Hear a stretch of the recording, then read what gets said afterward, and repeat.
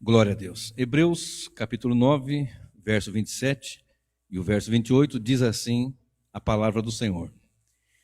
E como aos homens está ordenado morrerem uma vez, vindo depois disso o juízo, assim também Cristo, oferecendo-se uma vez para levar os pecados de muitos, aparecerá segunda vez sem pecado aos que esperam para a salvação. Amém? Muito bem, como eu havia anunciado, o título dessa mensagem desta noite é O Arrebatamento da Igreja, verdades que a igreja precisa saber. Arrebatamento da igreja, verdades que a igreja precisa saber. Na verdade, eu não vou conseguir, numa mensagem só, expor todas as verdades relacionadas a essa temática. Não tem como, numa mensagem apenas, eu conseguir, não tem essa pretensão. Mas o certo é que nós precisamos aprender sobre essa temática, porque há muitos ensinos errados, há muitas doutrinas sendo espalhadas, muitos ensinos ao redor dessa doutrina que estão realmente distante do que de fato é a palavra do Senhor. Observe, para começo, a palavra arrebatamento não tem na Bíblia. Só para começar a história. A palavra arrebatamento não tem na Bíblia. Assim também como a palavra trindade não tem na Bíblia. Mas o conceito de trindade há na Bíblia. Você lê, você pega os textos, você estudando diligentemente, não uma passada de olho, não apenas superficialmente, mas um estudo diligente, aplicado, você vai conseguir enxergar a pessoa do Pai, do Filho e do Espírito Santo, que é um só Deus, conforme eu preguei agora há poucos dias. E tem sempre falado aqui também. Mas esse conceito de arrebatamento, ele vem por conta de, por exemplo, quando nós falamos de arrebatamento, muitas pessoas já pensam em rapto, ficou muito mais conceituada essa palavra arrebatamento a partir de uns 200 anos, 180 anos para cá, onde surgiu a falsa doutrina do arrebatamento secreto, que eu vou dizer um pouquinho melhor daqui a pouquinho. E essa falsa doutrina do arrebatamento secreto, que a igreja seria arrebatada, raptare, harpazo. E então, por causa dessa falsa doutrina, fixou-se a palavra arrebatamento. Vai acontecer, mas essa palavra não tem na Bíblia, e esse arrebatamento não é como é ensinado na maioria das igrejas evangélicas no mundo, não só no Brasil, mas no mundo. O versículo 27, que nós lemos, fala que o homem só morre uma vez só, e depois ele segue a juízo. E o versículo 28 diz, assim também Cristo oferecendo-se uma vez para levar os pecados de muitos, ou seja, Cristo veio uma vez, e aqui está dizendo, aparecerá uma segunda vez, e última, definitiva. Então ele veio uma vez, onde ele veio realizar a obra no Calvário, morrer pelos eleitos. Vamos fixar aqui na congregação os termos corretos, vamos falar linguagem sadia, correta. Jesus não veio morrer por todos, ele veio morrer por muitos. E muitos não são todos. Porque se ele morresse por todos, todos seriam salvos. Porque o sangue de Jesus é eficaz para salvar todos. Mas, pelo propósito de Deus, estabelecido segundo a sua vontade, segundo o seu reto juízo, segundo o seu bel prazer, para louvor da sua glória, todos os homens estão indo pecado para o inferno e ele salvou os que ele quis. Vamos aprender doutrina desde raiz, falar uma linguagem bíblica. Então o texto diz, e como os homens está ordenado morrerem uma vez, vindo depois disso o juízo, assim também Cristo oferecendo-se uma vez para levar os pecados de muitos, aparecerá a segunda vez, sem pecado, aos que esperam para a salvação. Então quer dizer que nós não somos salvos? Você vai aparecer, e aqui está o termo mais coerente com a doutrina, que vem também de uma palavra chamada parousia, ou seja, a manifestação, o aparecimento. Então essa palavra fica mais coerente ainda, porque ela vem dizendo o seguinte: aparecerá, manifestará, parousia, uma segunda vez. Se você olhar para a Escritura Sagrada, no Antigo Testamento, no Velho Testamento, fala-se em torno de 700 vezes sobre a primeira vinda do Senhor. E no Velho Testamento também fala mais de 3 vezes disso, ou seja, 2.000, 2.100 vezes, 2.300 vezes, melhor dizendo, por aí, né? Sobre a segunda vinda de Jesus. Então nós temos que aprender que essa palavra arrebatamento não tem na igreja, o conceito tem, mas não como é ensinado erroneamente, e o título da mensagem é Arrebatamento da Igreja, verdades que a igreja, ou arrebatamento, verdades que a igreja precisa saber. Então, às vezes nós ficamos pregando, outro dia eu estava evangelizando no meu antigo trabalho, outro dia não, né? Faz um tempinho. E a pessoa falou assim, mas espera aí, mas nós não vamos ser arrebatados? Não vai acontecer o rapto? Tem até alguns filmes, né? Que você, por exemplo, aquela série de Tim LaHaye, Deixado para Trás, a pessoa está no culto, aí tem aquele, né? Tipo de um flash, a pessoa some. Tem muitas dessas coisas que são ensinadas. Então eu quero falar algumas verdades fundamentais que envolvem o arrebatamento da igreja e que nós precisamos saber, estar fundamentados, ensinar, vivenciar, trabalhar em cima dessas verdades. Chega de ensinamento errado. Muitas pessoas estão ensinando, nós estamos abraçando, estamos deixando quieto, embora nós reformados temos pregado com ênfase sobre as verdades bíblicas, mas é um alastrar-se dessas doutrinas e as pessoas ficam desesperadas e outras ficam enganadas, né? Que é o pior, ou não sei se é o pior, né? Ficam enganadas, por exemplo, se eu não for na primeira vinda de Jesus, eu vou na segunda. Ora, ele já veio uma vez, só tem mais uma. Então, primeira verdade fundamental, não será em 2 fases. Primeira, além das que eu já falei, né? Isso aqui foi só a introdução. No primeiro ponto aqui, ó. Não será em 2 fases. Por exemplo, irmãos, vocês verem a teologia que tem essa doutrina dispensacionalista, ela ensina que a igreja vai ser arrebatada antes da grande tribulação e depois de 7 anos Jesus volta com a igreja. Isso na teoria, não chamo nem de doutrina, nem de teologia, na teoria dispensacionalista. Ela é pré-tribulacionista, pré-milenista, dispensacionalista. Olha quanta coisa. Pré-tribulacionista, porque acredita-se que a igreja vai ser arrebatada no rapto antes da grande tribulação. Pré-milenista, porque também ocorrerá depois, só depois da segunda fase, da segunda vinda, o milênio. E dispensacionalista, porque creem que existe uma sequência chamada de dispensações, das quais são 7. Dispensação da inocência, quando o homem não conhecia o pecado. Da consciência, quando o homem teve conhecimento do pecado. Do governo humano, que eu não consigo entender essa de jeito nenhum, quando Nimrod, etc. Era ensinado isso nas escolas bíblicas, nas revistas da CPAD. Depois tem a 4ª, que é a dispensação patriarcal, com Abraão, Isaac e Jacó, onde Deus prova por um período de tempo, cada um, nesse tempo, o ser humano, o seu povo. Depois a 5ª, que é a dispensação da graça, depois, da lei. Depois a 6ª, que é da graça, ou do Espírito Santo, que é a que nós estamos, segundo essa teoria. E depois a 7ª, que é a dispensação do milênio, quando Cristo voltar a ocorrer o rapto, raptar a igreja, levar a igreja e ficar o mundão aqui, e os crentes que não estão muito firmes ficam também. Depois que ele levar a igreja, ele leva, e depois de 7 anos, segundo essa teoria, depois de 7 anos, e nesses 7 anos lá no céu, a igreja fica em festa, celebração, as bodas do Cordeiro, as premiações no tribunal de Cristo, para galardões.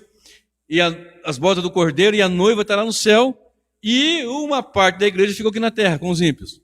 Aí Cristo volta depois de 7 anos. Depois de 7 anos, vai ter ali um povo que se converteu, um povo que era desviado, que vai se converter, é um tratamento com o povo judeu.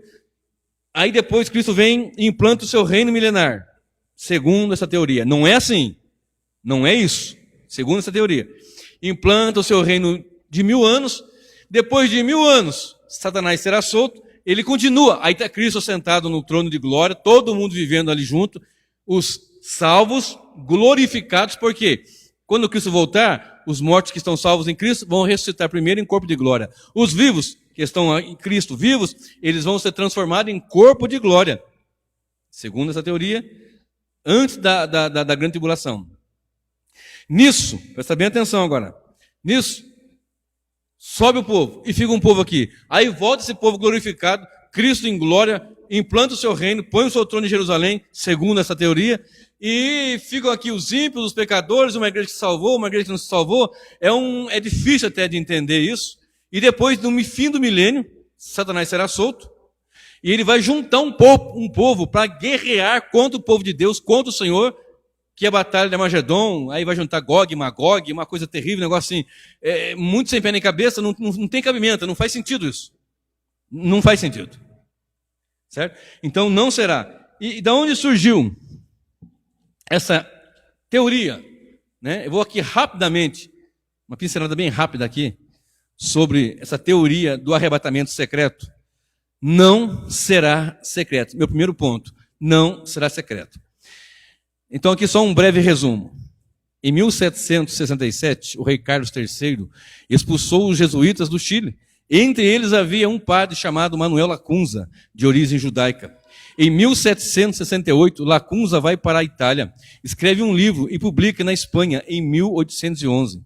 O nome do livro é A Vinda do Messias em Glória e Majestade. Em 1827, eu estou aqui omitindo alguns pontos, mas eu estou só mais nos diretão mesmo, tá? Em 1827, Edward Irving, era um presbiteriano escocês, traduziu e publicou em inglês a obra de Lacunza. E esse Edward Irving foi expulso do presbitério. Irving, então, ele funda a Igreja Católica Carismática. Entre os frequentadores da sua igreja, estava uma jovem chamada Margaret MacDonald. Ela era uma espécie de profetisa. Essa era uma jovem, sabe aquela profetisa aclamada? Ela era uma dessas. E numa das suas visões, ela viu a igreja sendo arrebatada secretamente. E o povo acreditou nela. Então você pega aqui 1800, 1700, e os outros séculos todos da igreja, os pais da igreja, nos princípios da igreja, os apóstolos, os pais da igreja, a igreja toda, todo o tempo não teve esse ensinamento. Aguardavam uma única vinda do Senhor. A partir dessa ocasião, que eu estou citando aqui, que começou essa teoria do arrebatamento secreto. Em 1844, Miller, né, com seus erros de data da volta, a segunda volta do Senhor Jesus, porque ficou estabelecido que ele voltaria secretamente e tal, aí ele funda ali a Igreja Adventista do Sétimo Dia, que eu não vou entrar nos detalhes aqui. Deixa eu seguir aqui com essa sequência, que foi firmando, foi fixando na mente. Por que foi fixando na mente? Uma das respostas que eu posso dar, não é uma resposta definitiva, mas uma das respostas que eu posso dar é porque já faz parte do pacote do fim. Os falsos ensinos, doutrinas de demônios, doutrinas de homens, doutrinas distorcidas. E uma outra coisa que eu posso alegar também é que é muito mais saboroso, apetecível, muito mais doce você saber que você vai ser arrebatado antes da grande tribulação do que passar por ela. Então fica aos olhos do povo que é mais gostoso. Ah, não, nós vamos ser arrebatados, né, antes da grande tribulação, mas só que não vai. Em 1859, John Nelson Darby, que era maçom também, estudante de direito, pregava, ele era um pregador anglo-irlandês, organiza as ideias de Lacunza, de Irving e de Margaret. Ele pega todos esses conceitos que a Margaret ensinava nas suas revelações, entre aspas, o que Lacunza e Irving pensou. Então ele vem, então vai ser em duas fases. Aí pega um pouco daqui, pinça um texto dali, pega um pouco de lá. Não tem exegese. Exegese é o estudo aprofundado das Escrituras. Não tem a hermenêutica que elabora sobre a perspectiva de que a Bíblia se explica com a própria palavra, com a própria Bíblia. Então, ele começa a ensinar o arrebatamento secreto antes da grande tribulação. Ele reinterpreta a Bíblia com a visão pré-tribulacionista, dispensacionalista, pré-milenista. E mais um tempo depois, teve um outro maçom chamado Cyrus Scofield. Ele, patrocinado por banqueiros, ele elabora a famosa Bíblia de Estudo Scofield, que foi uma febre na América do Norte. Foi algo assim absurdo. Eu não sei se vocês já chegaram a ver essa Bíblia de Estudo Scofield. E dali em diante, todas as igrejas que surgiram ali, todas não, né, mas grande maioria das igrejas foram absorvendo, foram abraçando esta ideia, essa ideologia, essa teoria. E por que, pela palavra, nós podemos entender que não será secreta? Olha o que diz aqui, 2 Tessalonicenses, capítulo 2. 2 Tessalonicenses, capítulo 2, verso 1 e 2. Claro que eu não vou esgotar aqui nos versículos, mas esses aqui já vão dar bastante clareza para que nós possamos entender. 2 Tessalonicenses 2, 1 e 2. Ora, irmãos, rogamo-vos pela vinda de nosso Senhor Jesus Cristo e pela nossa reunião com Ele, que não vos movais facilmente do vosso entendimento, nem vos perturbeis, quer por espírito, quer por palavra, quer por epístola, como de nós, como se o dia de Cristo estivesse já perto. A igreja estava ali passando alguma dificuldade, porque saiu uma história de que Cristo já tinha voltado secretamente e levou uns crentes e outros não.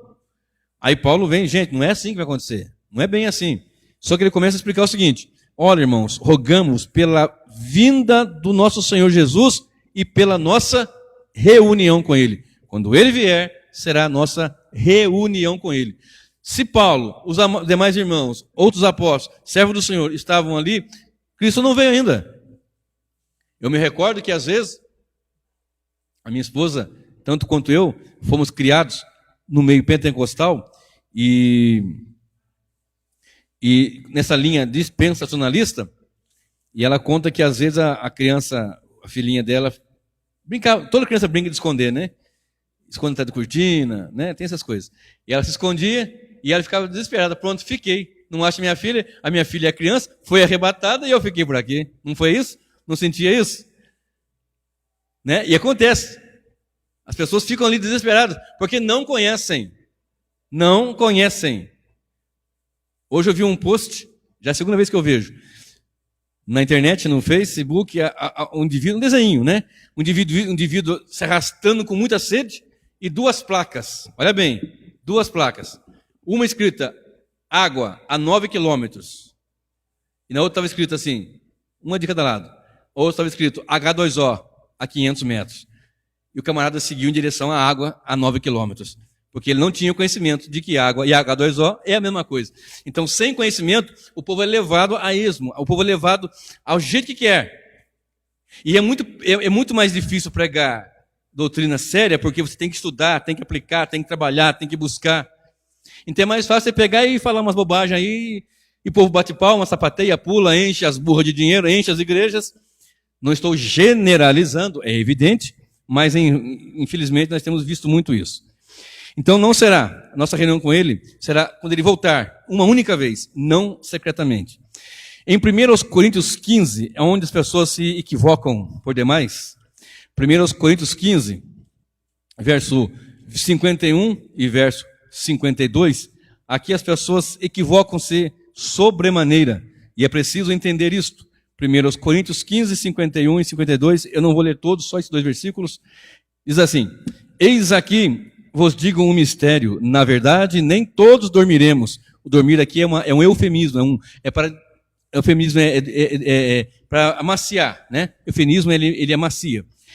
aquela situação difícil. Eis aqui vos digo o mistério. Na verdade, nem todos dormiremos, mas todos seremos transformados. Todos quem? Os salvos.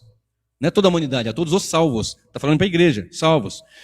No momento, num abrir e fechar de olhos, ante a última trombeta, porque a trombeta soará e os mortos ressuscitarão incorruptíveis e nós seremos transformados. Quem nós? Os vivos. E quem vai ressuscitar? Os mortos, em Cristo, em corpo de glória. Presta bem atenção. Todos vão ressuscitar, inclusive os ímpios, mas em corpo de glória, só a igreja. Os salvos que estão mortos em Cristo. Agora, o que pega aqui, ó, olha só, irmã Andréia, o que acontece aqui, que pega no povo aqui num momento, num abrir e fechar de olhos.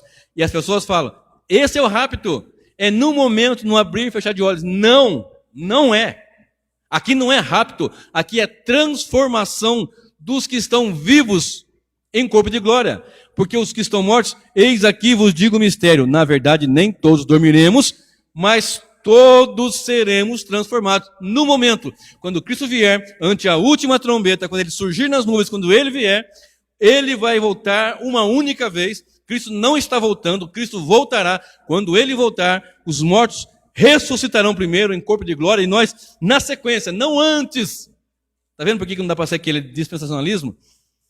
Ele vem secreto, depois vem de novo, depois vem de novo. Porque daí o morto vai primeiro, depois vai depois. Não tem jeito, fica uma confusão.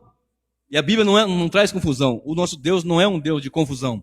Então ele vem, os mortos ressuscitam em corpo de glória, os vivos são transformados, aí sobe ao encontro do Senhor nos ares. Esse é o arrebatamento. Se você quer usar o termo arrebatamento, o que ele vai fazer? Ele vai arrebatar o seu povo, mas não é secretamente. Correto? Então esse versículo aqui é só ler. Aqui não precisa nem de uma exegese mais apurada. É somente ler. Já vai dar para observar. Num momento, num abrir e fechar de olhos, o que vai acontecer? Vai acontecer o arrebatamento da igreja? Não. Vai acontecer o arrebatamento secreto? Não. Num momento, num abrir e fechar de olhos, ante a última trombeta, porque a trombeta soará e os mortos ressuscitarão incorruptíveis e nós seremos transformados. Não vou ler os demais versículos, depois você lê em casa. Então, guarda bem isso. Não será secreto. 1 Tessalonicenses 4. É um texto clássico que nós sempre estamos usando também. 1 Tessalonicenses, capítulo 4, verso 16, 17 e também o 18, que diz assim: porque o mesmo Senhor descerá do céu com alarido e com voz de arcanjo e com a trombeta de Deus, e os que morreram em Cristo ressuscitarão primeiro. Olha só, então quem está em Cristo ressuscita primeiro.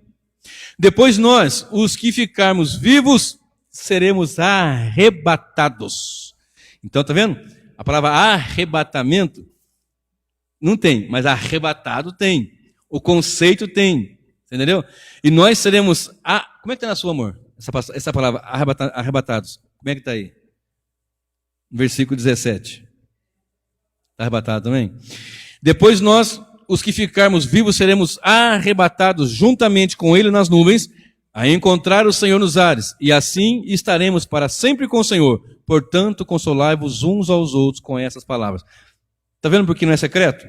Vai ter alarido, barulho, gritaria, voz de arcanjo e a trombeta de Deus. Então não é algo assim secreto. É de sopetão? É. É repentino? É. É assim como o raio sai do Oriente e se mostra no Ocidente? Exatamente. 24 de Mateus, verso 27 diz, né? Assim como o raio sai do Oriente, o relâmpago sai do Oriente e se mostra no Ocidente, assim será a vinda do Filho do Homem. Relâmpago, ele não é secreto. Ele é repentino, mas não é secreto. Até porque, muitas das vezes, não de forma geral, mas na maioria das vezes, ele é seguido de um trovão. Barulho. Não será secreto porque o próprio Senhor Jesus disse que vai ter alarido, voz de arcanjo e a trombeta de Deus. Então, a minha esposa, coitada, ela não sabia disso. Então, a criança escondeu, ela ficava, meu Deus, ela foi arrebatada e eu fiquei. Né? Que desespero. Imagina quantos que passaram por isso. Imagina um negócio desse. Imagina. Quando nós temos conhecimento, nós rebatemos os ensinos errados, ensinamos o outro, e se ele não quer aprender, aí já não é mais contigo, né? Mas a sua parte você está fazendo. A Bíblia nos informa, em Apocalipse 1, verso 7, eis que ele vem E todo olho verá. Olha bem, Apocalipse 1 e 7. 1 e Apocalipse e o verso 7. Eis que vem com as nuvens, e todo olho verá, até mesmo os que o transpassaram, e todas as tribos da terra se lamentarão sobre ele, sim, amém. Todo olho o verá, até os que os transpassou na cruz, que os feriu ali na cruz, que o feriu na cruz. Muitos interpretam da seguinte forma, veja bem, o povo, não necessariamente aquele que o feriu, também está certo. Os religiosos, os judeus, que também está certo. Os romanos que estavam ali, os soldados, também está certo. Mas de qualquer forma, agora já é uma particularidade minha, mas não uma particularidade minha de uma revelação, não é isso não. É apenas uma conjectura minha aqui, eu posso fazê-la com cuidado para não extrapolar, evidentemente. Agora, se o Senhor vai ressuscitar os salvos e os ímpios, se aqueles que o furaram com a lança, com o prego, com a coroa de espinho, que o bateram, se eles não se converteram, porque há a possibilidade, eu não sei, se Jesus morreu por eles, se eles fossem eleitos, também foram salvos, Agora, eu não posso dizer que nem sim, nem que não, porque quanto tempo faz isso, né? Mas, sendo eles salvos, eles vão ver, porque vão ser ressuscitados em corpo de glória. Sendo eles ímpios, também vão ver, porque vão ser ressuscitados e estarão diante do grande trono branco, naquele grande dia, que é o último dia, o dia da vinda do Senhor Jesus. Ok? Então, Mateus 24, verso 30 diz, então virá o fim. Olha só, Mateus 24, verso 30. Olha o que diz Mateus, capítulo 24, verso 30, na palavra do Senhor, a mensagem que diz assim, então aparecerá no céu o sinal do Filho do Homem, e todas as tribos da terra se lamentarão, e verão, olha o verbo ver aqui, verão o Filho do Homem vindo sobre as nuvens do céu, com poder e grande glória. Então vão ver, não é secreto, não é um rapto, não é de repentinamente sim, mas secretamente não. Pegando esse gancho aqui de Mateus 24, meu segundo ponto nessa noite. Primeiro, não será secreto. Segundo, será depois da grande tribulação. Aqui Mateus 24, verso 28 diz assim, 29 diz assim, e logo depois da aflição aqui é a grande tribulação, e logo depois da aflição daqueles dias, o sol escurecerá, a lua não dará sua luz, e as estrelas cairão do céu, e as potências do céu serão abaladas. Aí o versículo 30 que eu li agora há pouco, então aparecerá o sinal. Segunda verdade fundamental, que não podemos deixar de entender e de ensinar, é que será depois da grande tribulação. Olha só o que diz Marcos, capítulo 13, verso 24. Ora, naqueles dias, depois daquela aflição, o sol se escurecerá, a lua não dará sua luz, e as estrelas cairão do céu, e as forças que estão no céu serão abaladas. E então verão vir o Filho do Homem nas nuvens, com poder e grande glória. Então, a humanidade verá, não será secreta. E o que mais? Será depois da grande tribulação. Então essa história que Irving, Lacunza, Margaret MacDonald, Scofield e os demais pregadores atuais que ensinam essa mentira, esta heresia, este erro, nós temos que combater com a verdade do Evangelho e dizer, a igreja vai passar pela grande tribulação, a volta do Senhor não é em duas fases, não é secreta, Cristo voltará uma única vez mais, somente mais uma vez, não tem conversa. Temos que pregar contra essas heresias. Tem um monte de pregador frouxo, me perdoe a expressão, uns bananas que tem medo de pregar porque não ajunta o povo, porque é mais fácil pregar. Não vai ter grande tribulação, ou vai ter, mas nós não vamos estar aqui, então fica firme com Jesus, luta aí. A única coisa que vale a pena lutar é pela nossa salvação. Você escuta isso aí, não escuta? Mas você não consegue lutar pela sua salvação, porque a sua salvação quem deu foi Cristo Jesus. Cristo conquistou na cruz por nós. Nós lutamos sim, viver santo, viver com Cristo, viver em oração, mas a salvação Ele ganhou, Ele conquistou na cruz por nós, em substituição nossas vidas que estavam indo para o inferno. Então nós vivemos uma vida aqui nessa terra sabendo que vamos passar, se estivermos vivos, pela grande tribulação. Mas é muito mais doce dizer, não, vamos ser arrebatados antes. É muito mais doce. Mas é mentira. Uma outra, aqui em 2 Tessalonicenses, eu tinha parado no verso 2, né? 2 Tessalonicenses, capítulo 2. Eu li o 1 e o 2. E agora eu vou ler o 3. Ninguém de maneira alguma vos engane. Eu vou ler 1, 2, 3 para ficar melhor na mente, né? Para você refrescar a mente.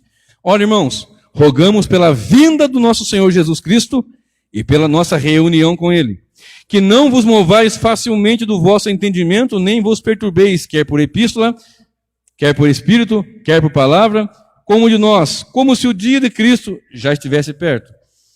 Isso aqui Paulo falando há mais de 2000 anos atrás. Ninguém de maneira alguma vos engane, porque não será assim, sem que antes venha a apostasia e se manifeste o homem do pecado, o filho da perdição, que é o anticristo. Eu estou preparando um estudo sobre o anticristo, os anticristos e o anticristo. Estou trabalhando nesse sermão, nesse estudo, para daqui uns dias. Preste bem atenção, não vai acontecer secretamente, vai ser a nossa reunião com Ele. E aqui diz, 2 eventos aqui, a apostasia, nós temos visto, e a manifestação do filho da perdição, que é o anticristo. A manifestação dele pública. Muitos apontam um, apontam outro, apontam aquele outro. Eu não gosto de trabalhar em cima dessas hipóteses. Eu gosto de trabalhar em cima do que a Bíblia diz. Ele vai se manifestar no cenário mundial, pode até estar já aí, né? Será um político, um articulador político, um militar, alguém de grande envergadura no comando, pode ser que já esteja por aqui. Mas antes de se manifestar, Cristo não volta. Só que ele pode se manifestar já amanhã, já está assumindo o poder aí, eu não sei o que está acontecendo com as nações, os governos, o que está sendo dito lá na nossa rua, às vezes na nossa casa, a gente não sabe o que está acontecendo, nas altas categorias políticas do nosso planeta.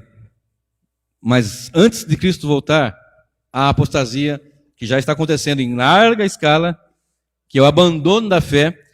Note, não é o abandono da fé por parte da igreja verdadeira, é o abandono da fé por parte da falsa igreja. A igreja de Cristo, ela não vai apostatar. Ela pode ser enganada por um tempo, ela pode viver um tempo fora do que de fato é, mas ela vai voltar e vai se colocar ali e vai olhar e ver. Muitas vezes, hoje nós temos visto pessoas que entram em contato conosco, que estão sem congregar, mas não querem ser desigrejados. É que não estão conseguindo um lugar para congregar onde se prega o evangelho. Ou tem pessoas que mesmo querem ficar, para não ficar em casa, mas estão sofrendo porque chega no culto, 2 horas de culto, 1h50 é cantoria, canta para cá, canta para lá, apresenta isso, apresenta aquilo, apresenta aquilo outro, apresenta um grupo, aí 10 minutinhos, olha lá, de palavra, né? Por aí. Então não será antes, mas sim depois da grande tribulação. Olha bem, lá em Apocalipse 13, olha comigo lá, Apocalipse 13, verso 7 e verso 8, olha só o que diz. Fala sobre o anticristo fazendo guerra contra os santos. E foi-lhe permitido fazer guerra aos santos e vencê-los. E deu-se-lhe poder sobre toda a tribo e língua e nação. E adoraram-na todos os que habitam sobre a terra, esses cujos nomes não estão escritos no livro da vida do Cordeiro, que foi morto desde a fundação do mundo.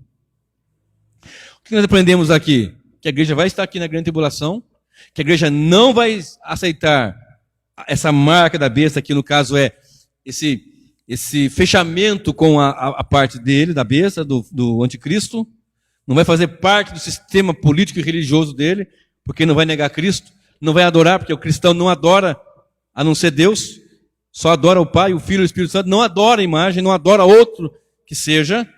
Então, mas vai estar aqui, porque vai fazer guerra aos santos. Se Cristo volta só depois da grande tribulação, e a grande tribulação começa depois que manifestar-se o filho do pecado, o anticristo, então logo a igreja vai estar aqui, porque vai fazer guerra contra a igreja que vai estar aqui. Segunda verdade, vai ser depois da grande tribulação. Detalhe, que eu preciso trazer também no estudo que eu vou trazer sobre o anticristo e os anticristos. Mas vou dar aqui só uma pincelada rapidinha. Não será uma tribulação de 7 anos. Não sei quanto tempo vai ser. O que a Bíblia nos informa em Mateus, que se Deus não abreviasse aqueles dias, nem os eleitos iam aguentar. Que o negócio vai ser feio. A perseguição vai ser medonha. Por isso eu convoco os irmãos, vamos orar, vamos consagrar nossas vidas, vamos buscar em oração e jejum, vamos abandonar um pouquinho a televisão, a internet, essas coisas, vamos dobrar nosso joelho e buscar a face do Senhor, estudar a palavra, meditar na palavra, reunir para orar. Porque hoje está dizendo, hoje você vê muito negócio assim, né? Hashtag que vencedores, hashtag não sei o que lá. Ninguém, sabe, umas bobaginhas assim? E não tem ninguém ali, ó, né? É uns cultos muito voltados para o homem, adoração para o homem, elogio para o homem, né? Um culto que não tem, que tem elementos que não fazem parte do que a Bíblia diz que é para ser.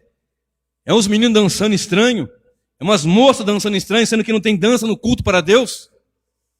Não existe culto dançante para o Senhor. Ah, mas Davi dançou no culto público? Não, dançou de alegria. Eu posso dançar na minha casa, posso pular, vibrar com alguma bênção, alguma coisa que Deus me deu, mas no culto não.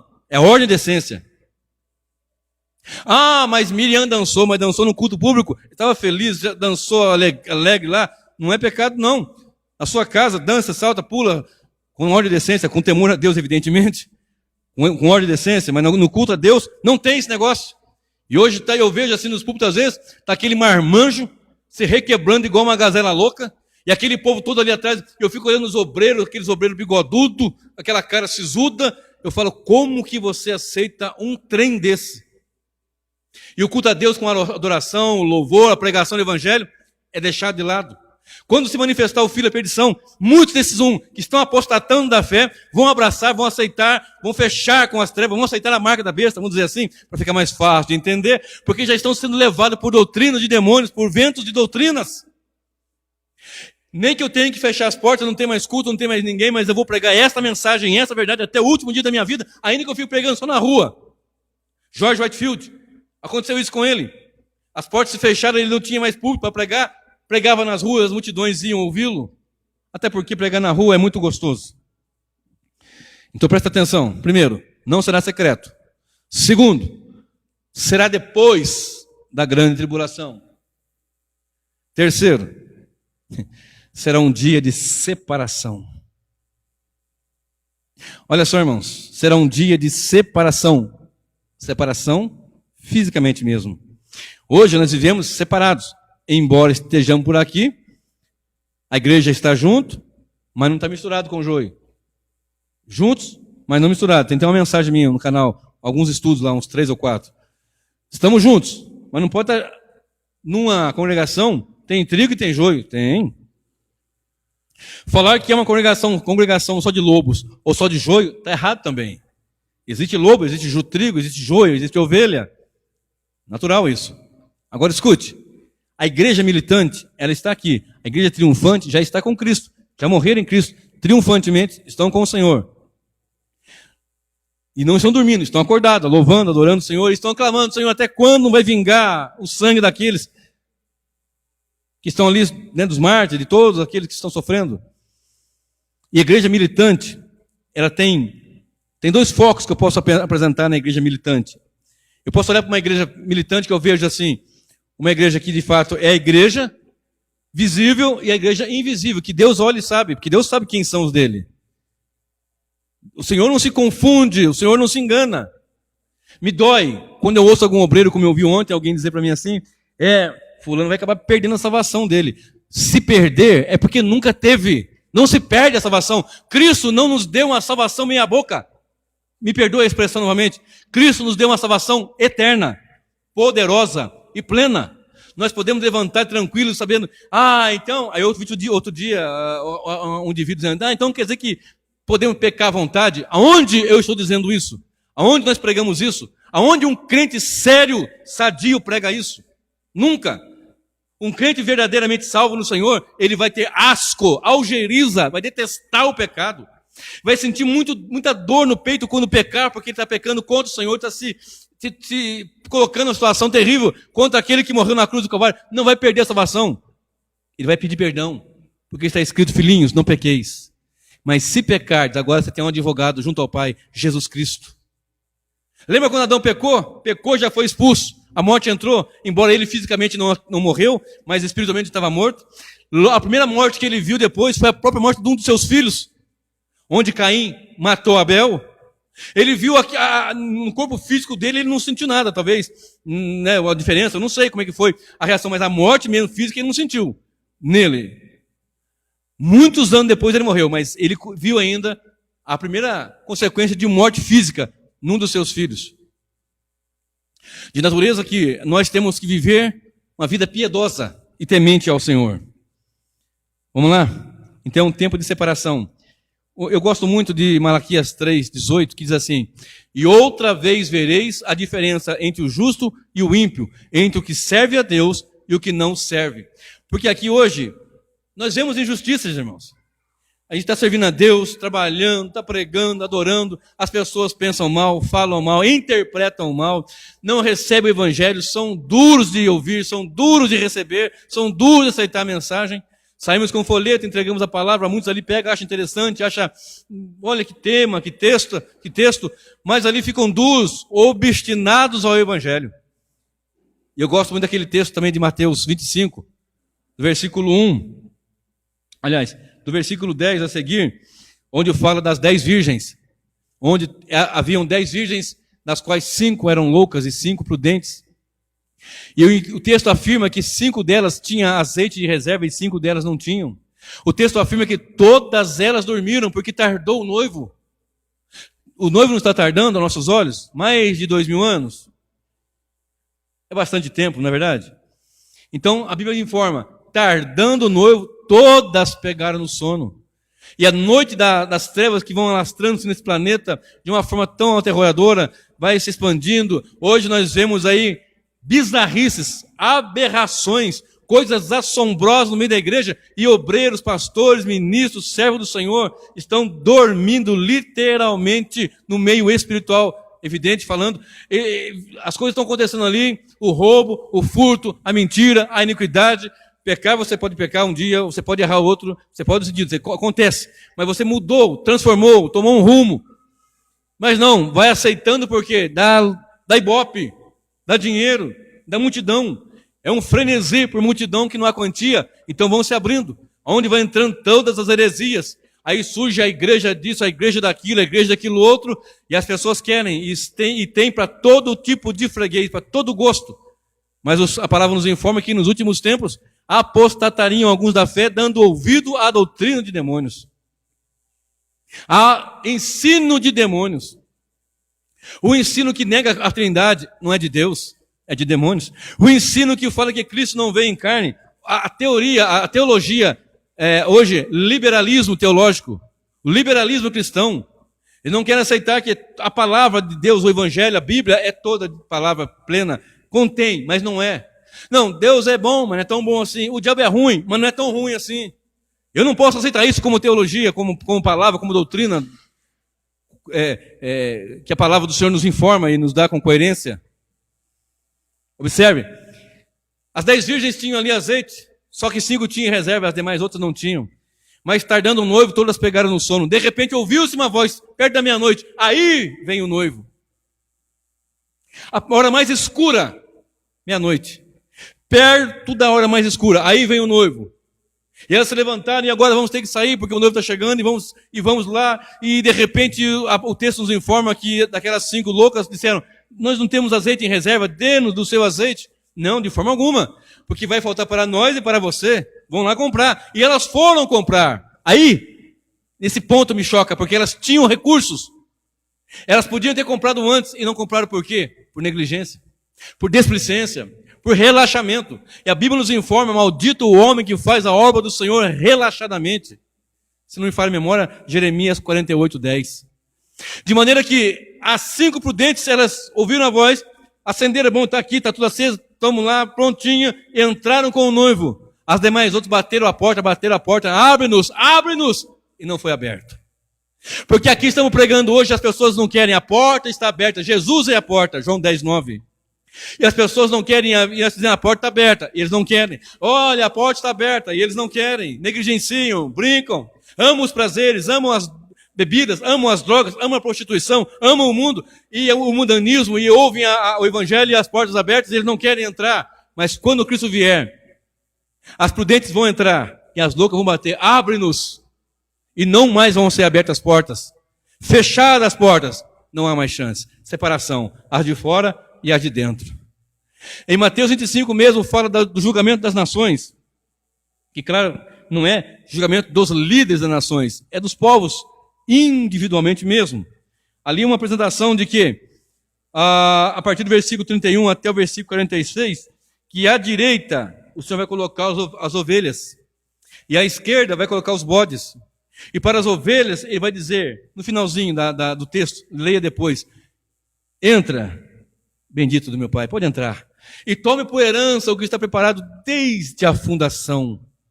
Porque a Bíblia nos informa que Deus nos elegeu antes da fundação.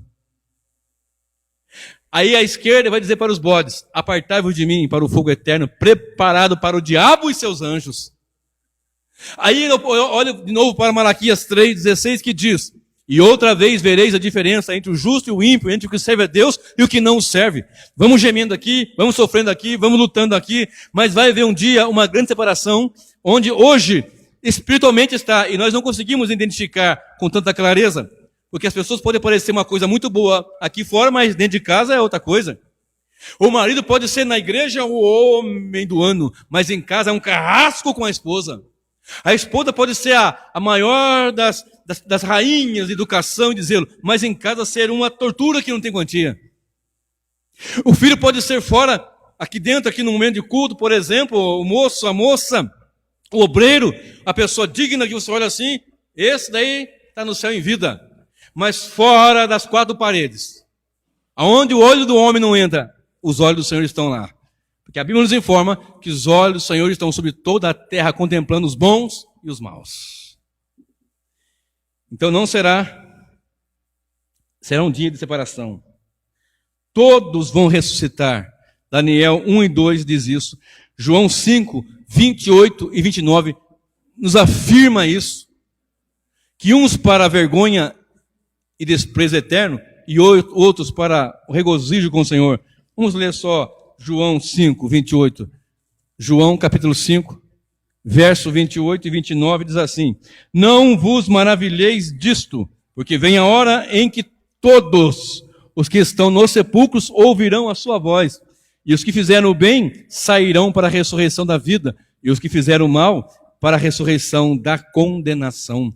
Verso 24 e 25 fala da primeira ressurreição, que é espiritual. O homem morto em pecado ouve a voz do Senhor e é ressuscitado. Quando ouve o evangelho, crê em Jesus, confessa e assim por diante.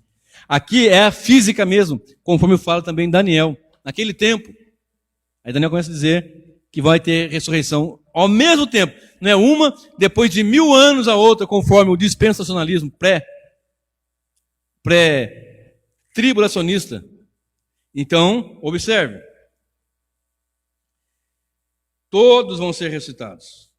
Será o dia do Senhor? Algumas perguntas ficam, mas quando Cristo voltar, é o dia do Senhor? Aí vem, porque tem o dia do Senhor, e tem um dia do Senhor Jesus Cristo, e tem o dia de Deus. Então eles começam a confundir e dividir assim. Eu não estou dizendo que nós somos de pregação trinitariana, nós cremos num único Deus que é Pai, Filho e Espírito Santo. Nós estamos dizendo que esse Deus é um Deus que vai, de maneira gloriosa, voltar. Paulo ensinou agora há pouco em 2 Tessalonicenses, capítulo 2, 1 e 2, não será assim o dia do Senhor, o dia da vinda do Senhor, ou o dia do Senhor. Joel diz assim que será um dia de ira. Olha só, Joel, capítulo 2, vai lá comigo. Joel, capítulo 2, Ezequiel, Daniel, Oséias, Joel. Depois de Oséias. Eu decorei os 66 livros, aí fica fácil de achar. Faz isso também. Joel 2, 1 e 2 e 3. Tocai a trombeta em Sião e clamai em alta voz no meu santo monte. Tremam todos os moradores da terra, porque o dia do Senhor vem, já está perto. Dia de trevas e de escuridão, dia de nuvens e densas trevas, como a alva espalhada sobre os montes, povo grande e poderoso, qual nunca houve desde o tempo antigo, nem depois dele haverá, pelos anos adiante, de geração em geração. Diante dele vai um fogo que consome e atrás dele uma chama abrasa. A terra diante dele é como o jardim do Éden, mas atrás dele um desolado deserto. Sim, nada lhe escapará. Dia de trevas e de escuridão. Aqui tem uma aplicação que muitos pregadores e teólogos entendem que aconteceu no momento, pela nação, pelo povo de Deus ali. Mas se você observar aqui, desde do tempo antigo, nem depois dele haverá, pelos anos, diante dele, de geração em geração, versículo 2. Ou seja, será um dia de prestar conta também. Será um dia de muita alegria, de muito regozijo, de muito louvor, de muita adoração, mas será um dia de ira. Por quê? Porque não será 2 eventos, será um evento só, onde acontecerão algumas coisas. Entre elas, a ressurreição dos santos, a transformação dos vivos, o arrebatamento da igreja até os ares a encontrar com o Senhor, e Deus vai estabelecer o trono de juízo, onde os ímpios vão receber a sua sentença. Aqueles que não tiverem o seu nome escrito no livro da vida serão lançados num lago que arde com fogo e enxofre. Olha só o que diz Apocalipse 6 e 16 e 7 e 10. Só para você observar o contraste. 6 diz assim, aqui no sexto selo, que é a 7ª trombeta também, olha só.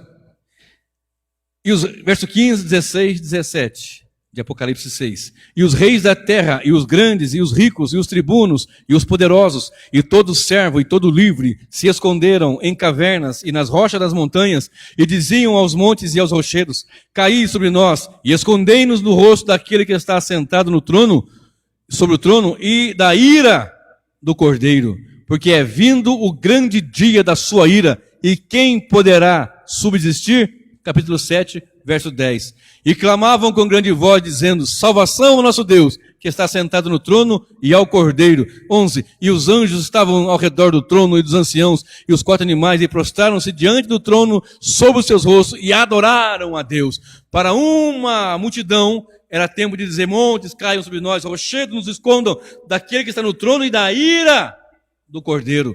Mas não é o Cordeiro que vai voltar, é o Cordeiro, é o mesmo Cordeiro que morreu por nós na cruz do Calvário, que voltará em poder e grande glória, de maneira que, para multidões, será um dia de grande lástima, e para a igreja, multidões, milhões, de grande regozijo e de alegria. Agora observe, alguém diz assim, mas é um dia de ira ninguém vai esperar, a igreja não espera esse dia. Não, mas nesse dia vai acontecer isso para os ímpios, porque a igreja espera o seu noivo, a igreja espera o noivo, mas os ímpios vão dar de encontro com a ira do Cordeiro.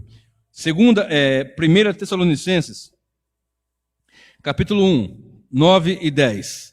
1 Tessalonicenses, capítulo 1, verso 9 e verso 10, diz assim, porque eles mesmos anunciam de nós qual a entrada que tivemos para convosco e como dos ídolos vos convertestes a Deus para servir ao Deus vivo e verdadeiro, e esperar dos céus, olha bem, e esperar dos céus o seu Filho, a quem ressuscitou dentre os mortos, a saber, Jesus, que nos livra da ira futura. Deixa eu abrir um parênteses aqui. Aqui, muitos também interpretam que o arrebatamento será secreto, porque Deus nos livra da ira futura. A grande tribulação não é a ira de Deus, a grande tribulação é a ira do anticristo contra a igreja, o povo de Deus.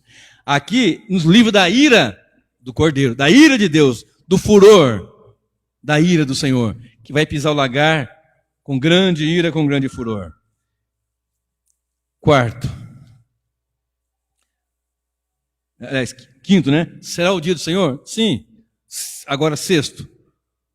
Abra sua Bíblia comigo novamente no livro de Hebreus, só que agora no capítulo 4, para nós irmos encerrando. Capítulo 4, verso 9. Portanto, resta ainda um repouso para o povo de Deus. Olha só, irmãos.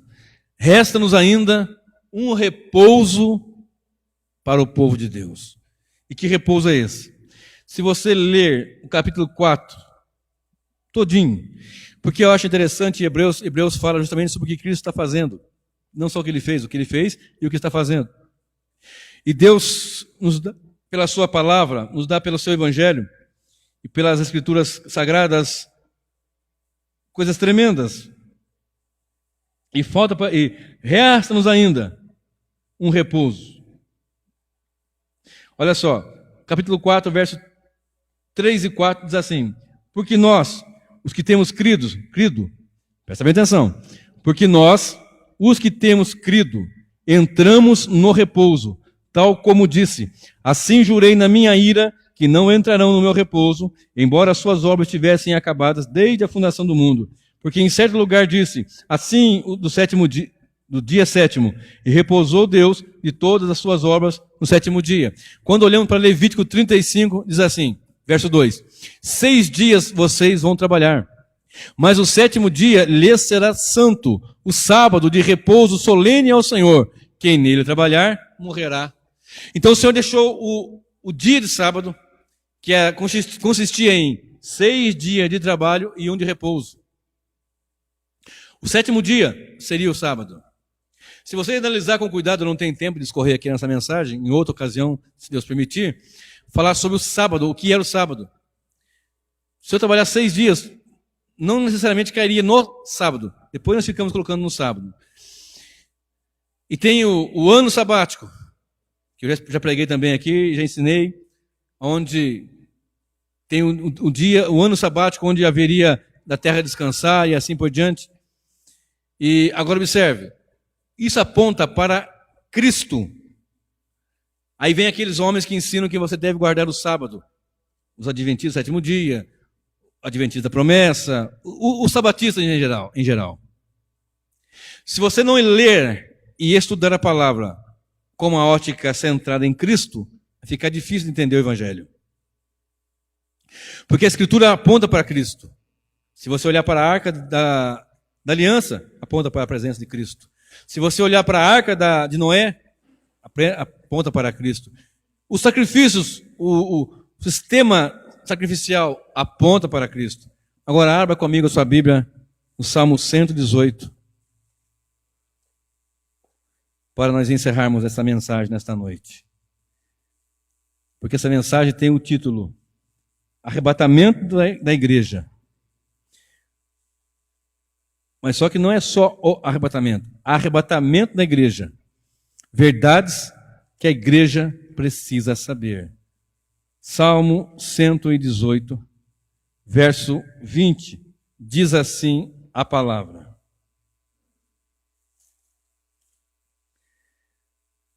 esta é a porta do Senhor, pela qual os justos entrarão.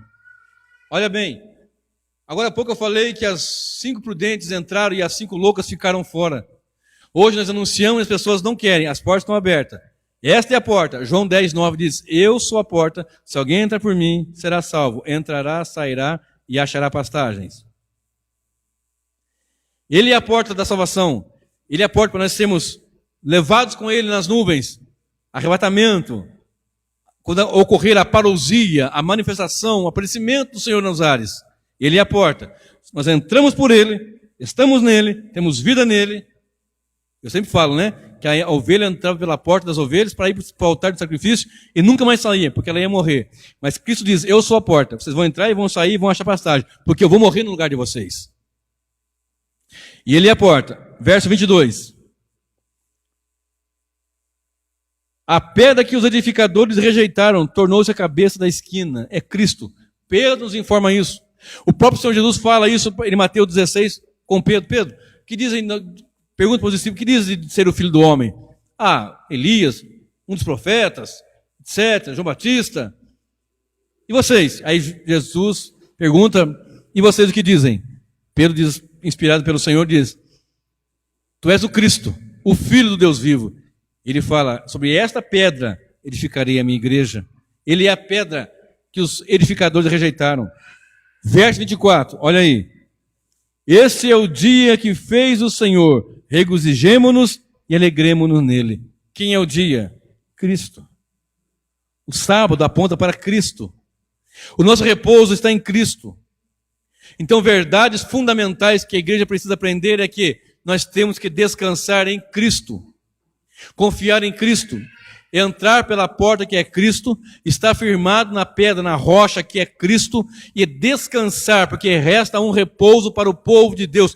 Quando nós estamos em Cristo, quando Ele voltar, ali completa-se essa gloriosa obra. Ele diz: está consumado, mas eu digo no sentido de não vai ter mais acesso ao pecado nas nossas vidas. O nosso corpo físico não vai ter doença, dores, males, cãibras, não vai ter mais diabetes, não vai ter mais pressão alta, mas isso ainda é o menor de tudo, porque o mais glorioso é poder estar em contato pleno com o Senhor, e nunca mais o pecado vai nos atingir, nunca mais vamos ser atingidos pelo pecado. Quando Cristo voltar, nosso corpo não vai poder fazer como Cristo fez, subiu, atravessou paredes, etc., algo que não conseguimos nem compreender, porque não temos e ninguém tem aqui, só Cristo tem. De maneira que isso ainda, eu imagino, em palavras minhas, é o menor de tudo, porque o maior de tudo é gozar da íntima comunhão com Deus. É ter a plenitude da graça de Deus, de forma que nunca mais o pecado vai nos atingir, nos fazer entristecer o Espírito Santo. Hebreus 9, 27 e 28. E como aos homens está ordenado morrerem uma vez, vindo depois disso o juízo. Se você não está em Cristo, saiba que não tem uma segunda chance. A chance é agora. Se ele não vier se eu não for na primeira vez, eu vou na segunda vez. Na primeira vinda, eu vou na segunda vinda. Não tem. Tem só mais uma. Se eu não subir no arrebatamento, depois de 7 anos eu subo. Aí eu sei que ele veio mesmo e eu me conserto com Deus. Até porque você não sabe nem se vai viver para isso, né? Para começar a conversa. Assim também Cristo, oferecendo-se uma vez para levar os pecados de muitos, repito, não de todos, de muitos, dos eleitos, aparecerá, parousia, aparecerá, manifestará, aparecerá segunda vez, sem pecado, ou seja, não mais para tratar do assunto do pecado, porque isso é feito na primeira vez. Aparecerá segunda vez, sem pecado, aos que esperam para a salvação. Mas não está salvo para nunca mais ter nenhum problema com o pecado e nem com nada disso. Cristo é a pedra, é a porta, é a pedra. Cristo é o nosso repouso. Verdades fundamentais sobre o arrebatamento da igreja. Não será secreto. Será depois da grande tribulação. Será o dia de separação, dia do Senhor. E podemos entender que resta um repouso para o povo de Deus.